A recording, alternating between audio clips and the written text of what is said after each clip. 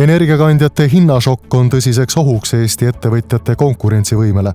Ent Euroopa Liit on võtnud igati õigeks eesmärgiks saavutada süsinikneutraalsus aastaks 2050. Fermi Energia arendab võimalusi uue põlvkonna väikereaktori kasutuselevõtuks Eestis, et tagada süsinikheitmeta ja taskukohane ilmast sõltumatu elektritootmine. Pakume ettevõtetele võimalust sõlmida pikaajalisi elektrimüügi eellepinguid suurtarbijatele sihthinnaga 55 eurot megavatt-tund. Plaaniga alustada tarneid esimesest Eesti väikereaktorist 2032. aastal. Tee oma tööstuse tuleviku äriplaanid kuulikindlamaks. Toeta Eestisse väikereaktori rajamist.